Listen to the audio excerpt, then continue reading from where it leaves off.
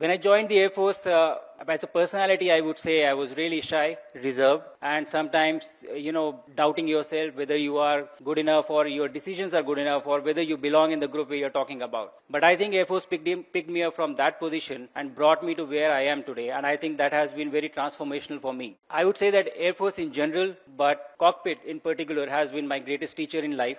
And you come across various things, various situations, and then you go from one situation to another and you learn so many things that really develops your character. And I owe it to this uniform that I'm wearing, whatever time I've spent, to be the person that I was, who was ready to fill in the role that I'm filling right now. So thank you to the Indian Air Force. Sometimes, so I said I was reserved and shy. I think the Air Force took me from that spectrum and put me on the other side. And so when I went for this mission, my commander was Peggy Whitson, who is the most experienced American astronaut, having spent 695 days in space. I think she beats the record of some satellites as well. But when I first met him, my first joke to her was that, and I think a lot of you would already know this, but the joke was that, do you know what is the difference between a god and a pilot?